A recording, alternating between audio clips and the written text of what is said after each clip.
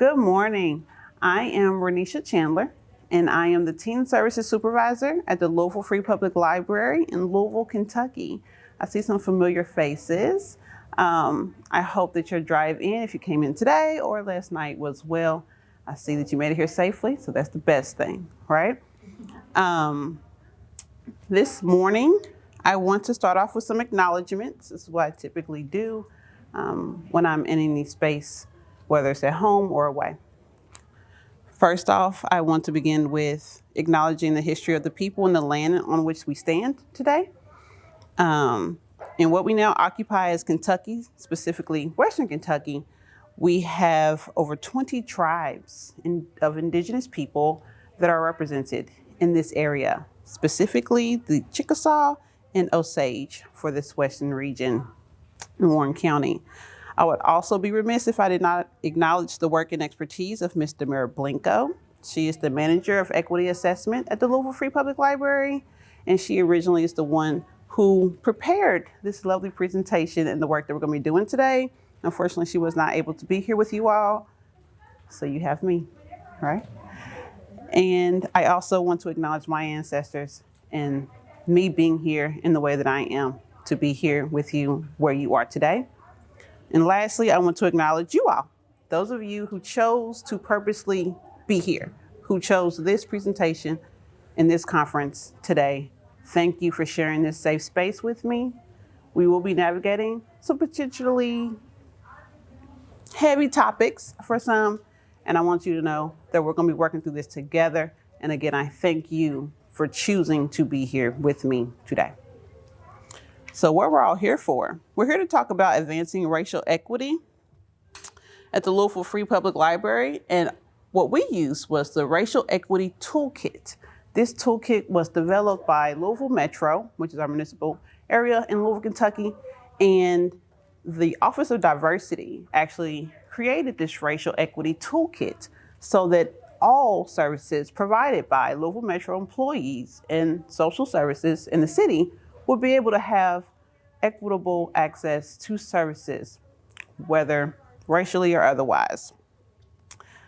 If you would like a copy of this toolkit, please feel free to get with me and get a business card, and I can email you a copy of this racial toolkit. You will see excerpts from what the toolkit will be as we move forward through this presentation. But again, if you have any questions, if you want me to clarify, if you need me to speak up, just let me know, okay? I really want this to be an interactive, fun, engaging presentation. Again, it's 8 o'clock in the morning, and I totally get that too, right? So, some words to know. Racial equity and BIPOC. These are going to come up quite frequently throughout this presentation today. And so that we're all on even footing, right? Like, we all know what we're talking about as we move forward. I want to go into some of these definitions for racial equity. So there's three that when I mention this term, I want you to keep these things in mind.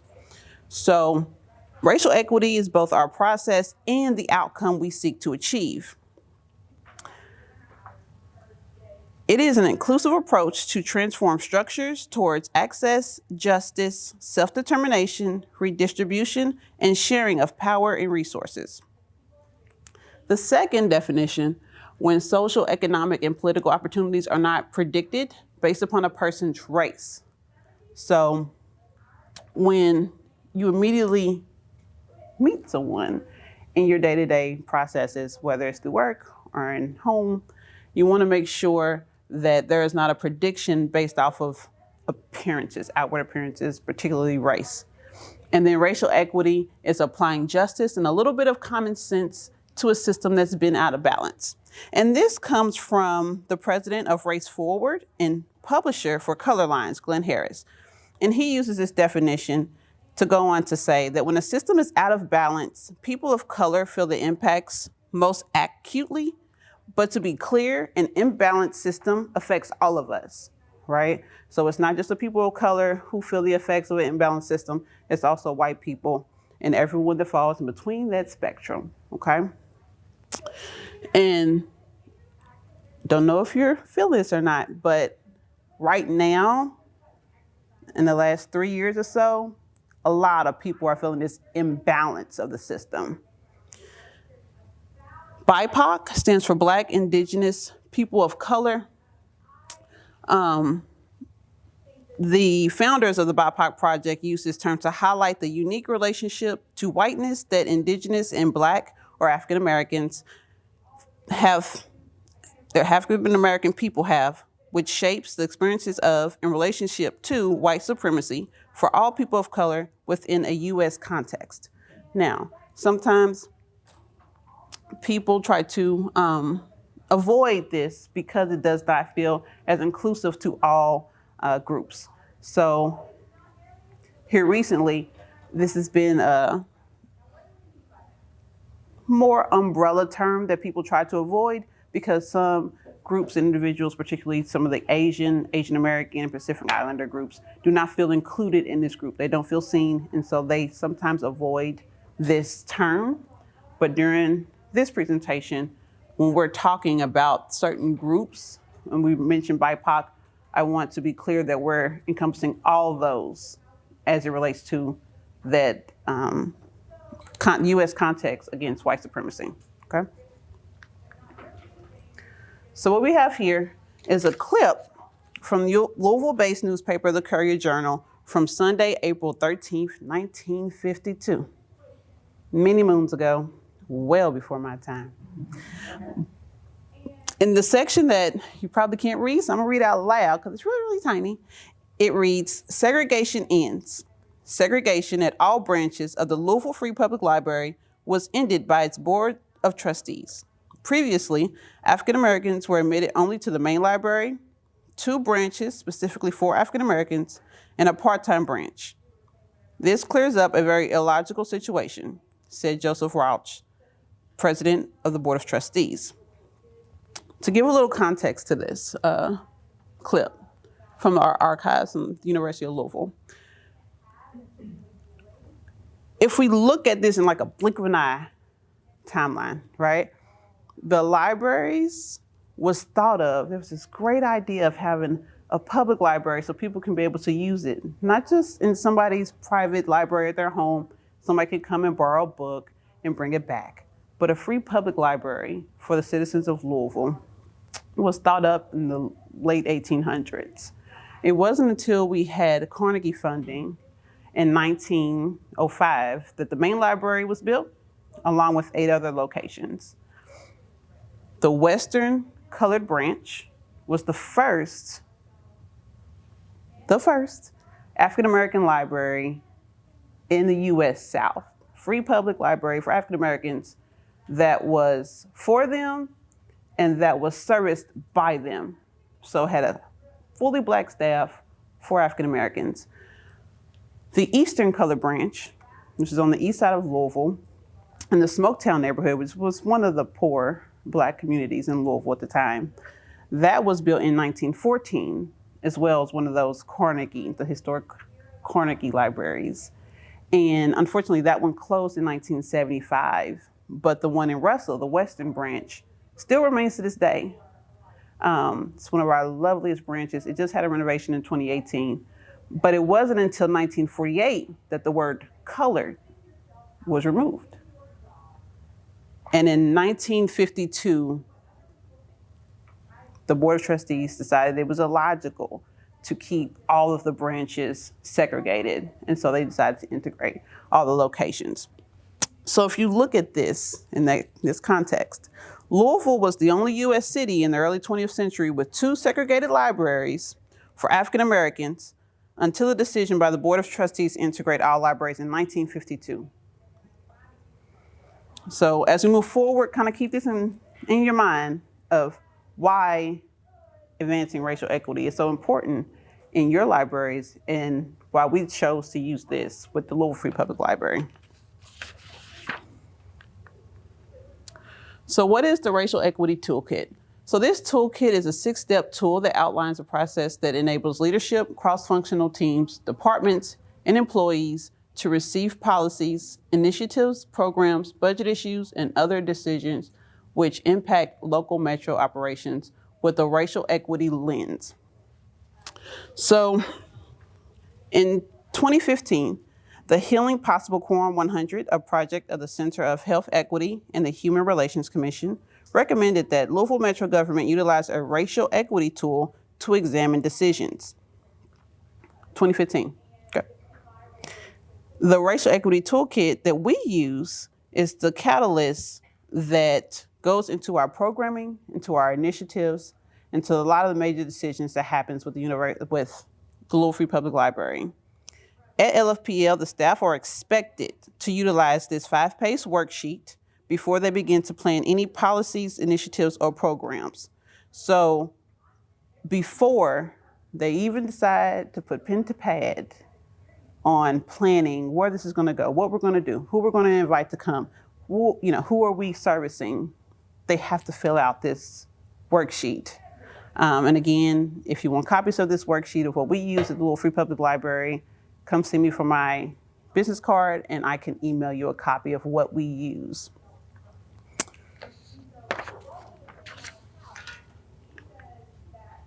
So when will the racial equity toolkit be used? Again, in the very beginning.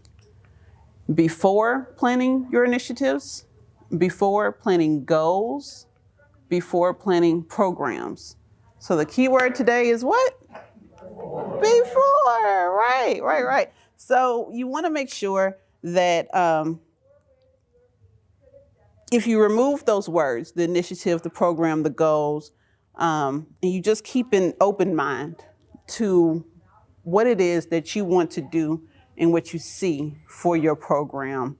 When you look at it through this racial equity lens, it lends itself to be helpful as you move forward in your planning process with that open mind and making sure that you take in that information and just letting it flow through, right?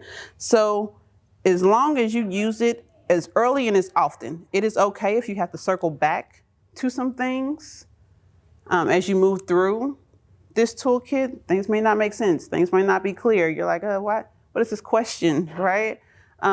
It's okay to stop and think and then circle back to your reason as to why you decided to move forward with the plan or your program initially. So who will be using this toolkit? Ideally, everybody, right? So we go from the top down. Library administration will use it for their strategic plan of the entire system. The library management, they will use it to review the program proposals from staff. Program coordinators, they use it before they plan their programs, whether it's system-wide or at the branch level. And program planners, which is your staff, your librarians, your library assistants, even if you have some clerks that kind of like toss an idea with you, you're kind of juggling that thing in the air, you always want to visit your racial equity tool before you start planning your programs. And this just kind of ensures that you're being inclusive. You want to make sure that it's included by, or it's completed by individuals from different perspectives and backgrounds. So racially, that'd be great. If your system may not have the racial diversity within it, it's okay to get feedback from others. It's okay to go online and seek out those opinions and those viewpoints if that's not something that's readily available within your system. But make sure that you put in the work. That's the important part, is to make sure that you put in the work and you have the intent on being inclusive in your programming. And it can be iterative. The staff may feel like they have to return to the steps like I mentioned before, but it's okay. It's so long as you get the information needed to move forward with your vision. So you may be asking yourself, why we gotta use this? We've been doing programming. I've been doing programs. I do large programs, small programs, great programs. Why do we have to use this racial equity tool all of a sudden?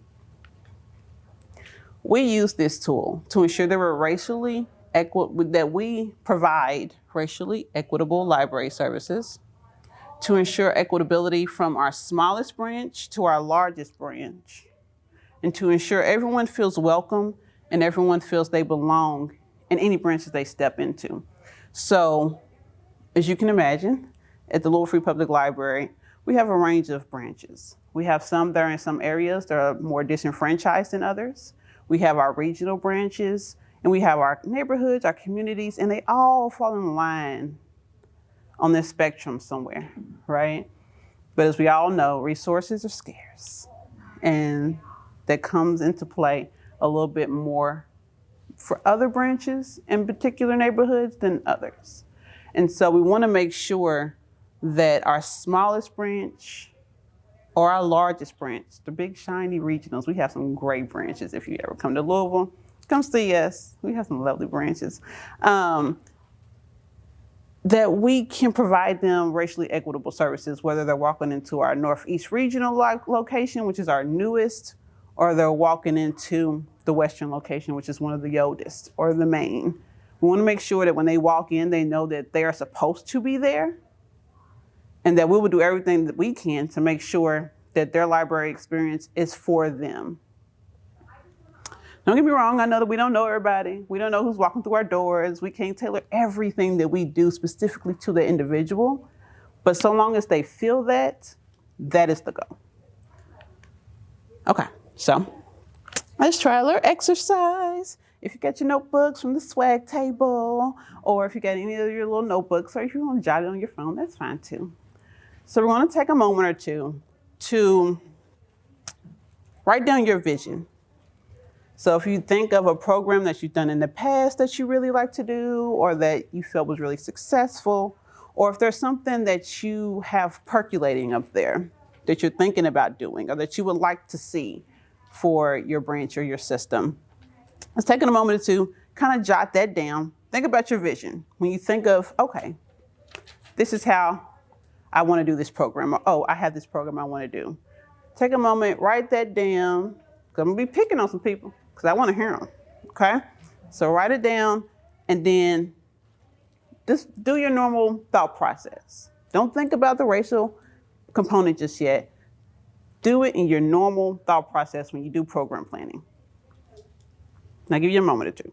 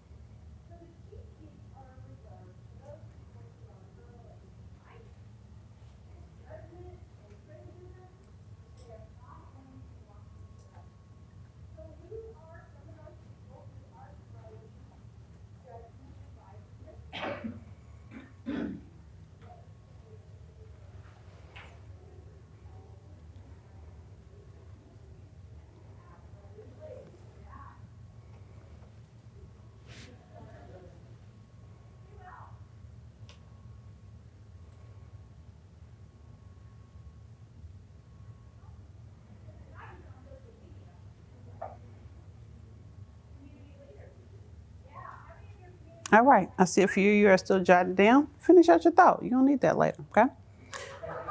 So, I wanna hear them. Give me some. Who wants to volunteer?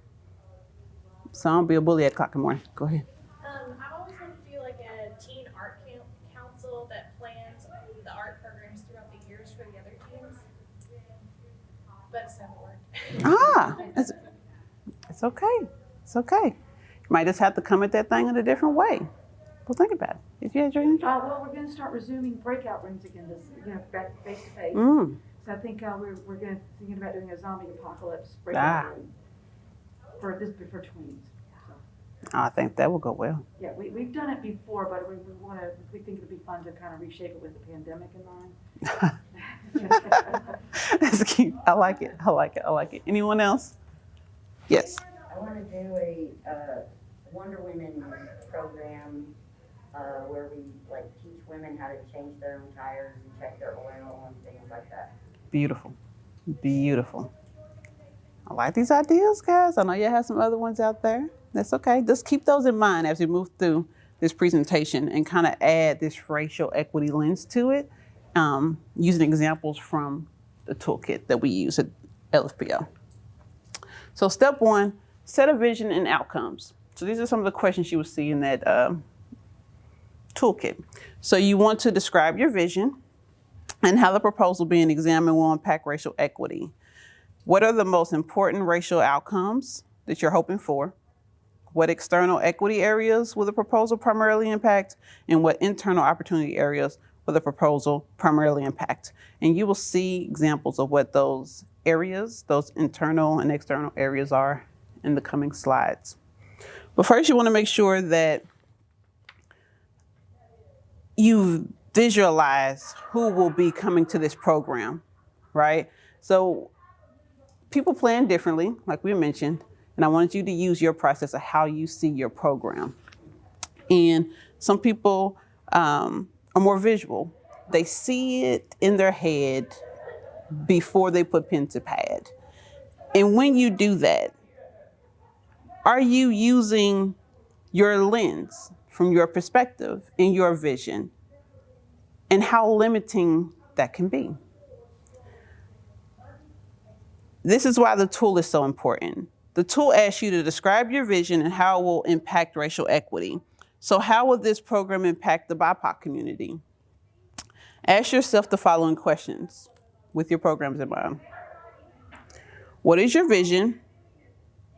Who do you envision coming to a program that you would like to offer? Are they people that look like you? Do the people that frequent your branch look like you?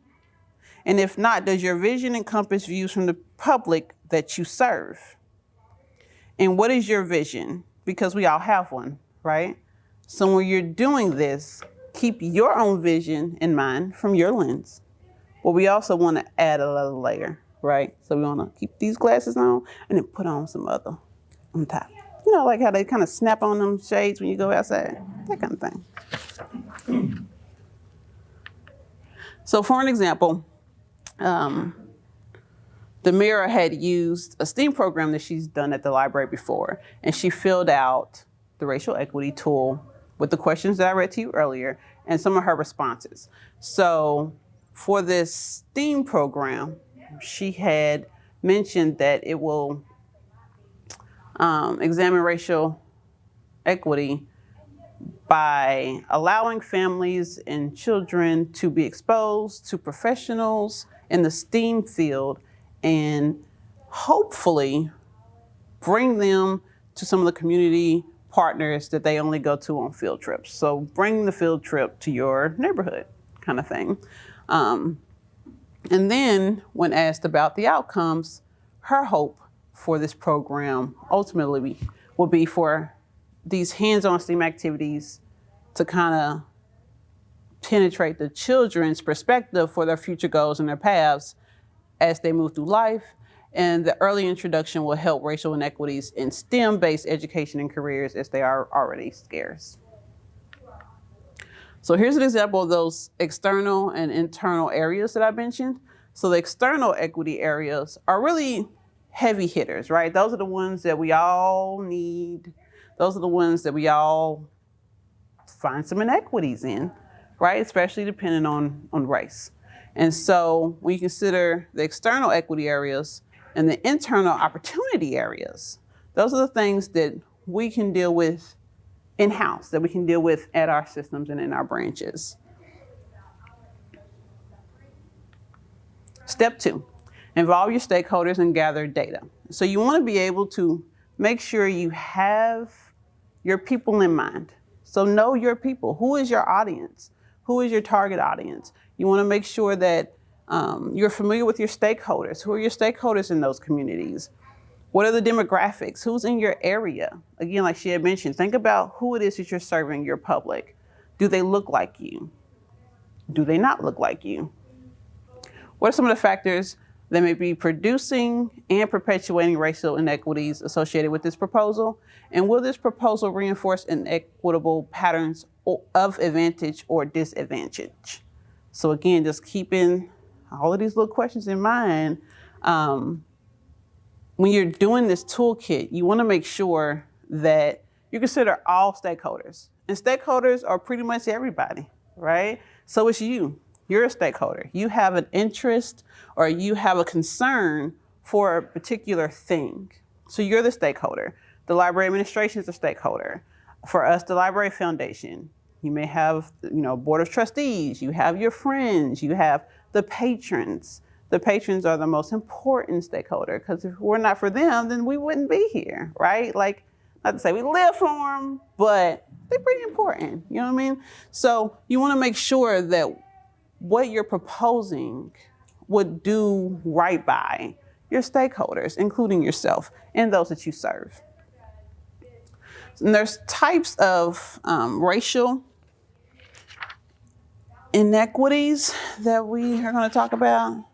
And it's a little touchy, but you want to think about the factors of your proposal that may be perpetuating these racial inequities. When you look at these three, structural, institutional, and interpersonal, you want to look at how structural is the interplay of policies, practices, and programs of differing institutions, which lead to adverse outcomes and conditions for communities of color compared to white communities that occurs within the context of racial, historical, and cultural conditions.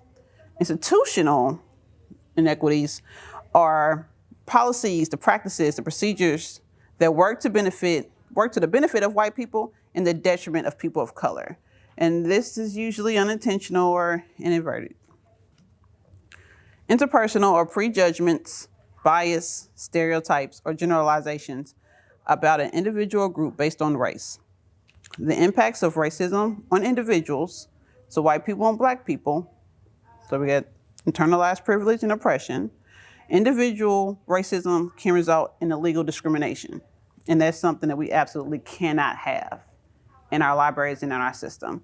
So this toolkit lends to these goals, right? When we're talking about visions and goals and outcomes, this is why we use this toolkit at LFPO, so that we can combat some of these racial inequities that we've seen from that newspaper clipping that we have. They're institutional, they're historical, they're there, and we have to find a way to combat it.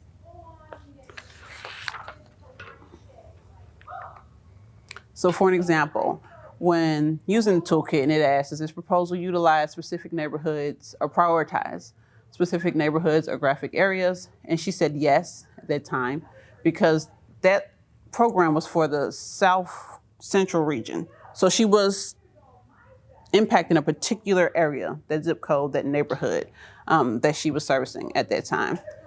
And so she looked at the demographics for that area.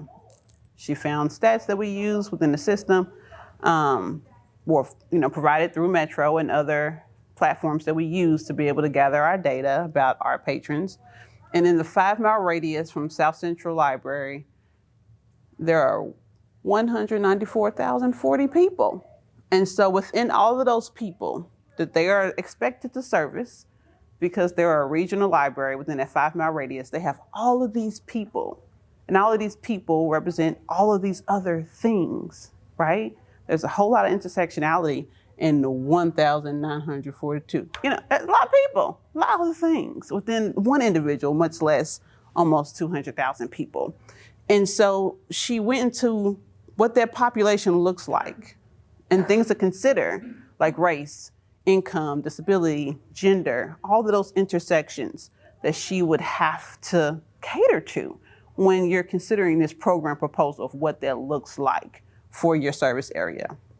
And after you gathered all this information, then you want to look at your stakeholders. So she specifically went towards how the input will come, and she's using her people. Children's librarians, teen staff people, they will be there to help with the program. They're going to be encouraged to play up the day, talk it up, get as many people through the door as possible. Family STEAM Day was a major success. Everybody loved it. We had people actually that ranged outside of that service area. They were willing to travel in for this program. And so when you're looking at how we're going to pretty much evaluate the stakeholders, what they want from it, this is what you do. You go to the people. You use the people that you have to get out there and get that information from your stakeholders. They're already in the community, and you should utilize and capitalize on that. Then another example is what factors may be producing or perpetuating racial inequities. And that's something that may be hard to consider if you're looking at it from a different lens. You know what I mean? So you're kind of having to step into somebody else's shoes and consider, oh, I think that this would be a detriment to them, or this may be perpetuating something, a system, a practice that's always been a thing, or it may not. And so she was saying here that women in particular races are underrepresented in STEM fields. So she wanted to combat that this proposal will go against that. This will not perpetuate those systems that are already in place within that particular field. And will the proposal reinforce inequitable patterns?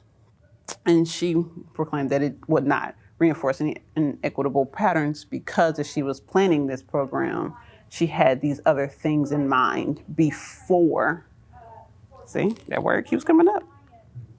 Step 3, determine benefit and/or burden. So whatever effects or impacts will happen, things again that you would have to step outside of yourself to think of to see if that will be hurtful, harmful, or helpful for someone. And are these solutions being proposed transactional or transformational?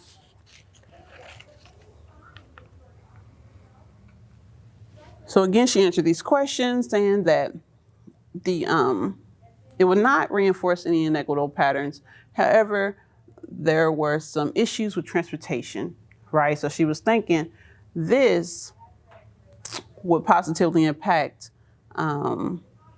equity and inclusion because that regional library is in very close proximity to an affordable living complex. And how many of you are familiar with Section 8? So I don't have to go into the whole thing? Perfect. I won't go into it. And so since many of the residents in that complex that is literally in walking distance to this regional, that would be able to service them. They could walk there. However, we have people who are a little bit further. There's plenty of parking that can drive there. It's also on the bus line. So with our public transportation system, if somebody wants to come from somewhere else, there's plenty of routes that can get you to this location. So accessibility based off of neighborhoods or distance from the location, because again, they service up to 5-mile radius of their address, that shouldn't be a hindrance for someone to be there. Okay, and she goes on to say that the solution being proposed will be transformational because it would focus on science, technology, engineering, arts, and mathematics. And her hope, her vision, was that it will go beyond just Family STEAM Day. Other branches in the system will pick up on STEAM activities and do programs.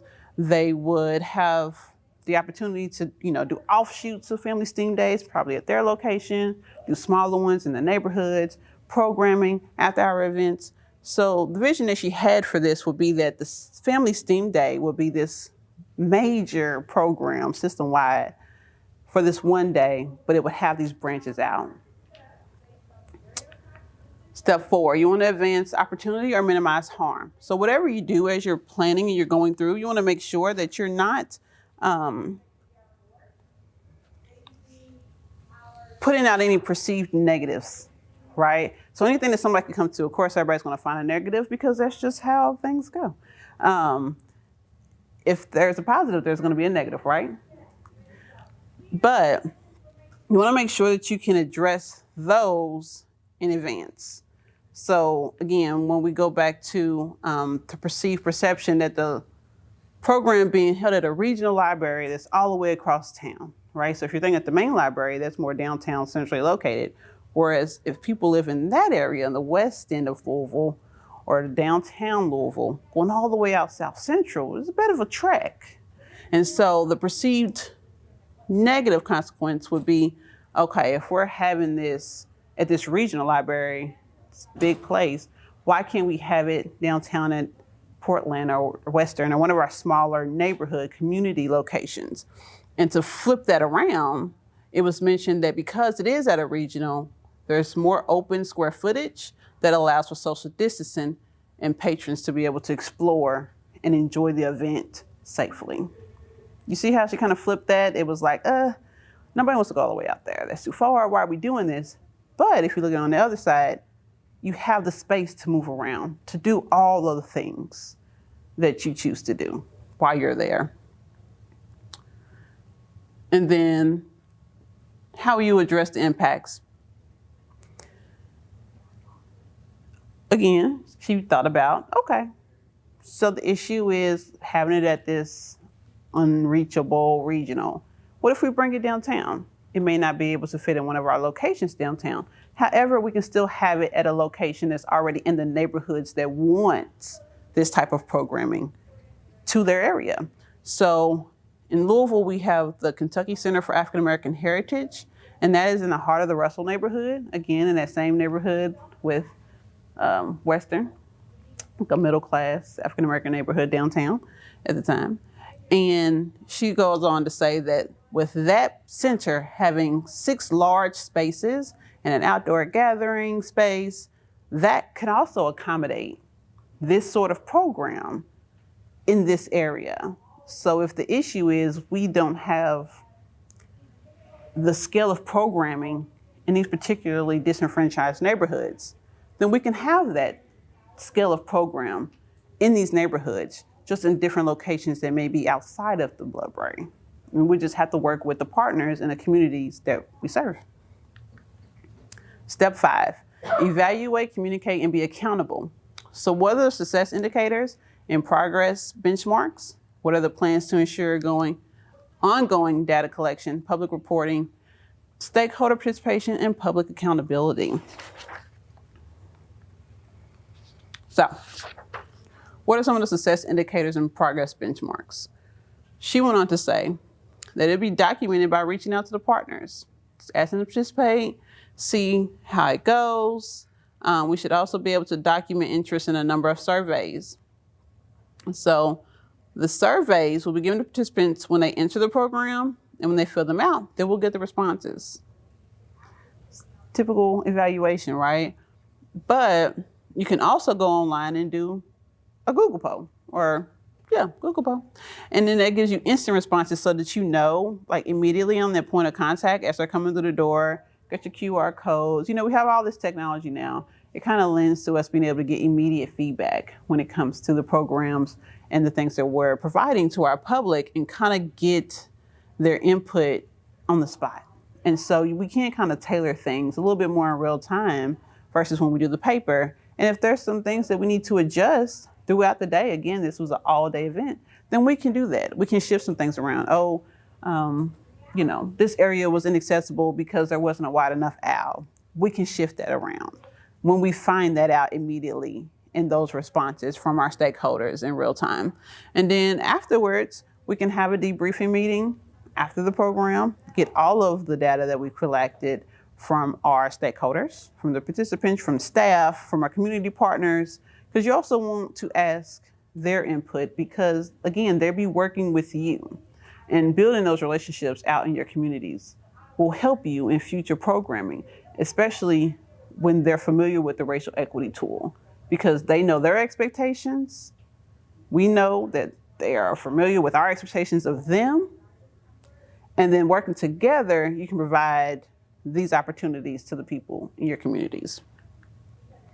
And the 6 is going off of that feedback. So when you go through your program, you get all your feedback from your stakeholders, community partners, your staff, then you want to share the information that we learned with the Louisville Metro's Office of Equity and Department Leadership. So you go back to your administrative offices at the library.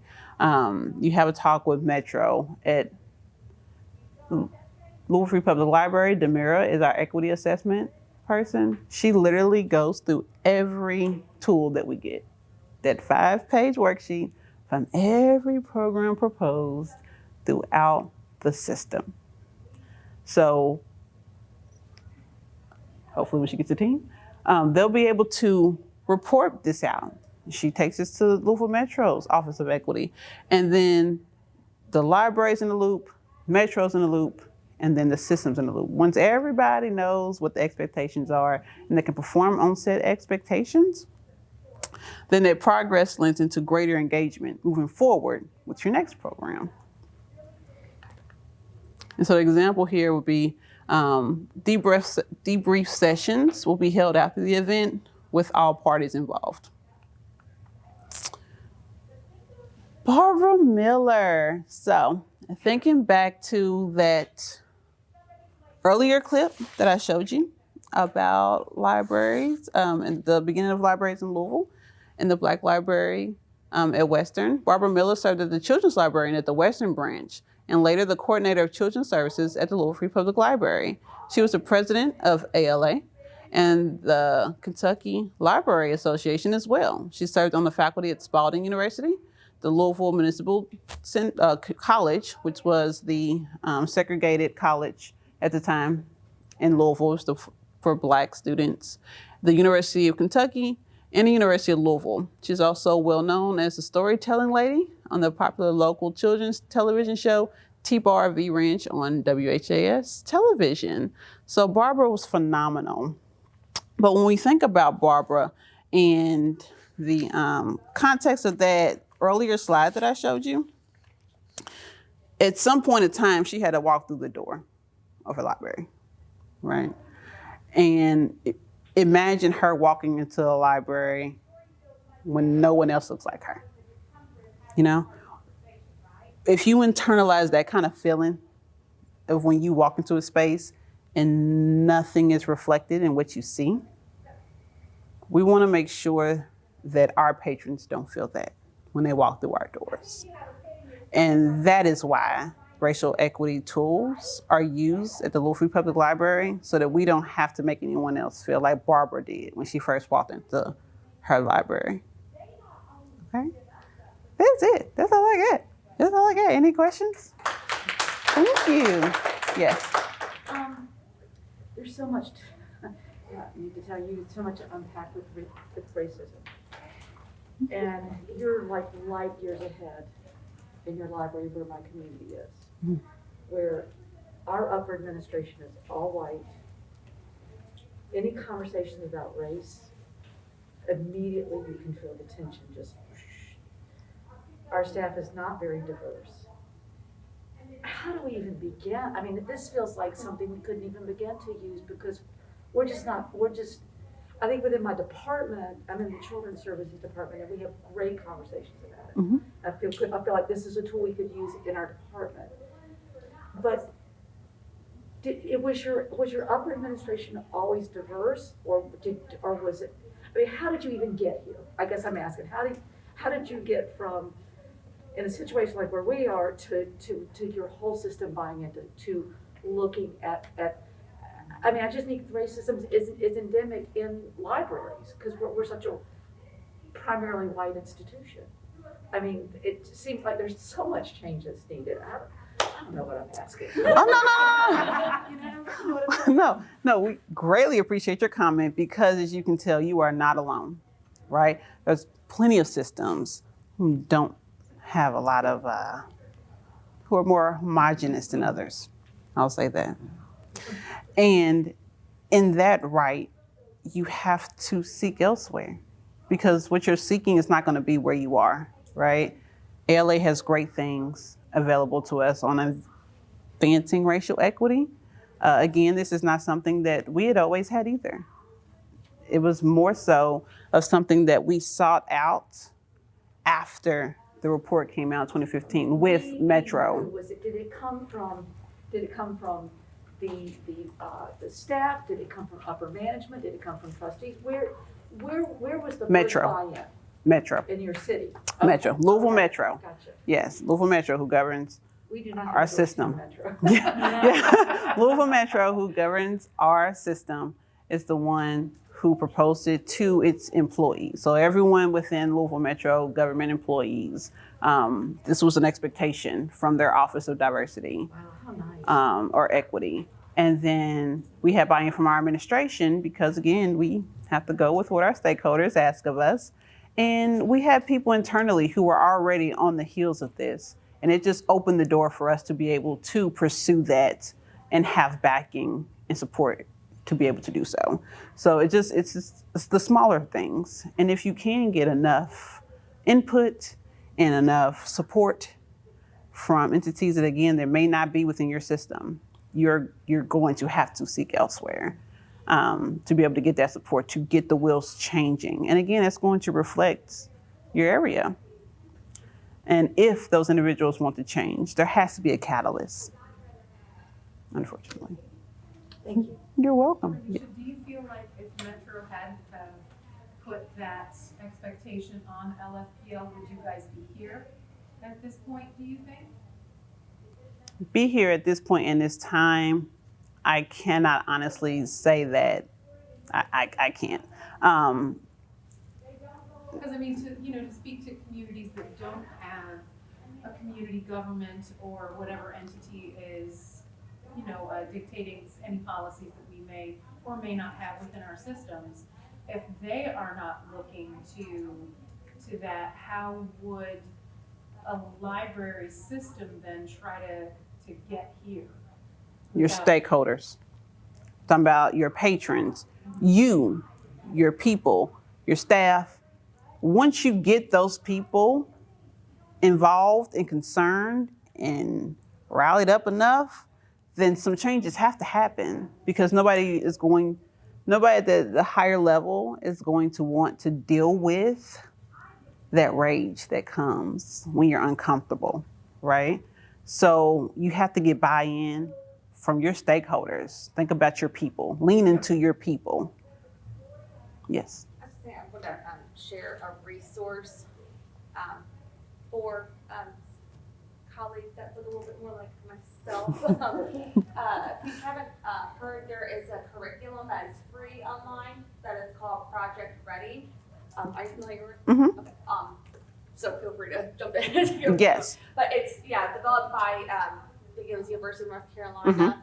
And it's a fantastic resource. And I'm saying that as I've only been through maybe a quarter or less of the material.